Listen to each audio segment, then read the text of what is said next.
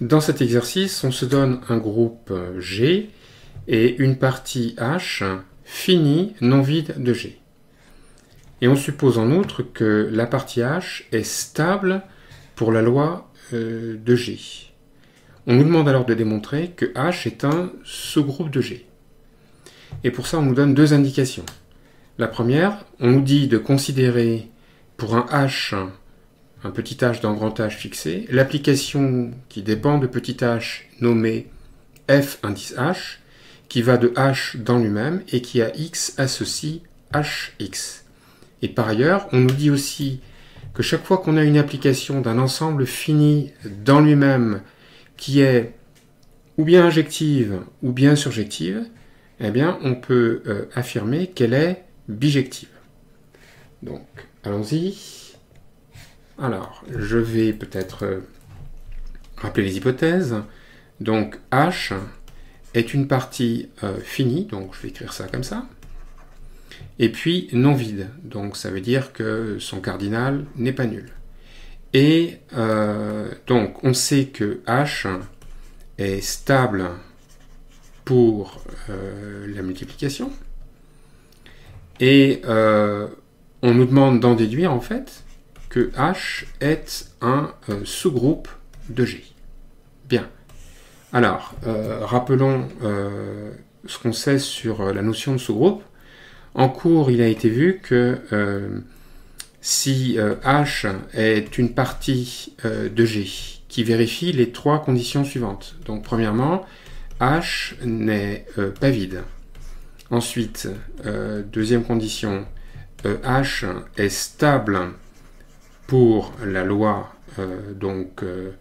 pour la loi de G, donc on va dire multiplier.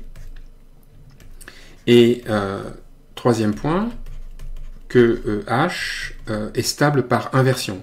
Hein, donc ça veut dire quoi? Ça veut dire que chaque fois que petit h appartient à grand H, eh bien son inverse doit appartenir à grand H. Donc si ces trois conditions sont satisfaites, on sait que c'est équivalent à dire que donc ces trois conditions, c'est équivalent à dire que H est un sous-groupe de G. Voilà. Alors, faisons la comparaison avec nos hypothèses. On sait que H n'est pas vide, hein, ça fait partie des hypothèses. On sait que H est stable pour la loi multipliée, c'est explicitement une hypothèse. En revanche, on ne sait pas si H est stable par inversion. Donc, le point qu'il va falloir examiner, donc il suffit d'établir le troisième point. Bon. Donc, d'établir le point 3i. Maintenant, on en vient aux deux indications. Alors, d'abord, la première. On nous dit, partant d'un petit h dans grand H, de considérer l'application f indice h qui va de h dans lui-même et qui à x associe donc hx. Bien. Et donc on se demande bien quel peut être le lien avec notre problème d'établir le point 3i. Alors en fait, ce qu'on peut remarquer, c'est la chose suivante, c'est que si je me donne un h, donc le problème qu'on doit résoudre ici, en fait, c'est partant d'un petit h dans grand H, on souhaiterait montrer donc, que son inverse qui existe dans G est en fait dans H. Alors, en fait, ce qu'il faut voir, c'est que si H appartient à G, bon, ici il est dans H, c'est quoi l'inverse de H? C'est un élément, disons, H', tel que H' est égal donc au neutre de G. Et donc si on regarde ça et qu'on le compare avec ça, on voit qu'on n'est pas très loin. Si vous voulez, ça c'est f h de h'. Donc on se dit, en fait, h', l'inverse recherché, eh bien en fait, donc il vérifie ça, donc a priori c'est un antécédent du neutre de G. Alors le problème c'est déjà que je suis même pas sûr, a priori, que le neutre de G soit dans H, parce que ça ne fait pas partie des hypothèses. Bien, et maintenant regardons la deuxième indication, en quoi elle peut nous être utile. Donc je rappelle ce qu'elle dit. Elle dit donc que si on a une application, disons phi, d'un ensemble E dans lui-même, et que E est un ensemble fini, à ce moment-là, phi, dès qu'elle est donc injective, eh bien, elle est surjective. Et puis, d'ailleurs, on a la réciproque. Si phi est surjective, alors elle est injective. Voilà. Donc c'est ça qu'il va falloir utiliser.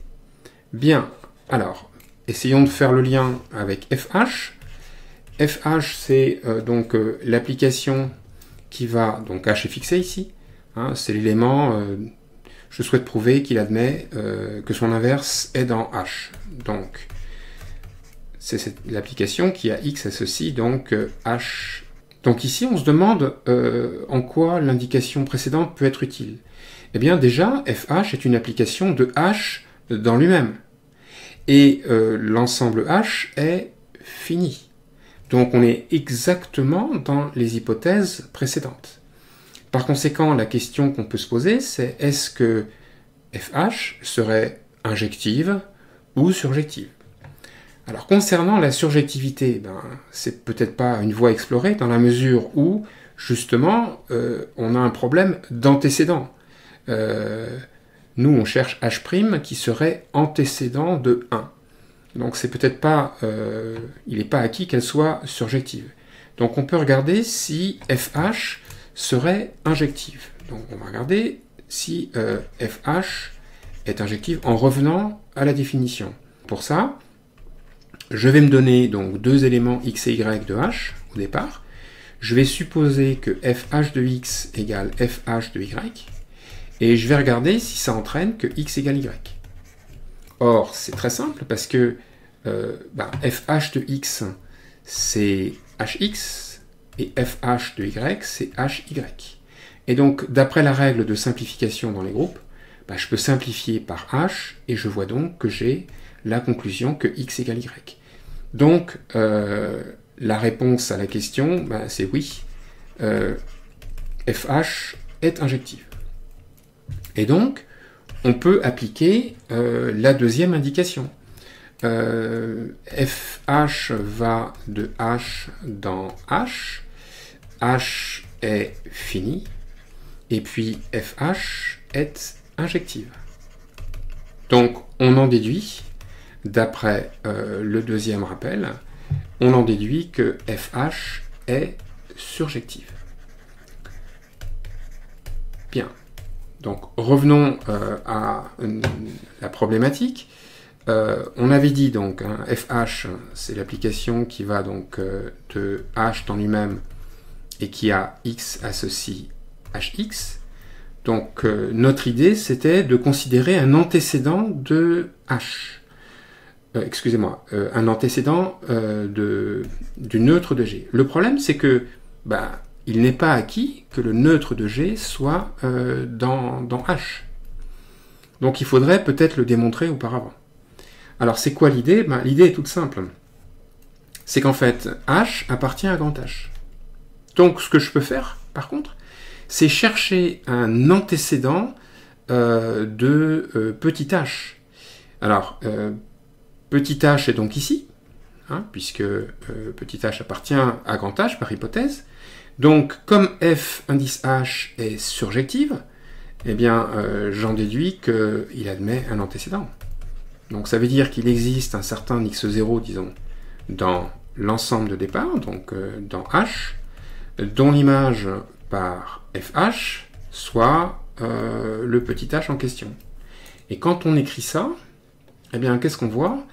On voit que ça fait donc h x0, qui vaut donc h, mais h, c'est h multiplié par le neutre. Et donc, si je simplifie par h, je vois que x0 est égal au neutre de G. Par conséquent, eh bien, ça prouve quoi? Ça prouve surtout que le neutre de G, x0, appartient à H. Donc j'en déduis ici que le neutre de G appartient à H.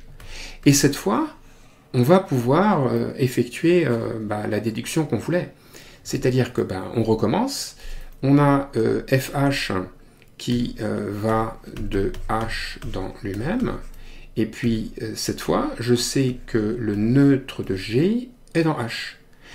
Comme FH est surjective, eh bien, je sais que il existe un antécédent, disons X, qui est dans l'ensemble de départ, donc H, à cet élément qui est à l'arrivée, un G. Donc ça veut dire que j'ai F indice H de X qui vaut le neutre de G. Et là c'est fini, bon c'est ce qu'on avait dit tout à l'heure, mais je vais être plus explicite.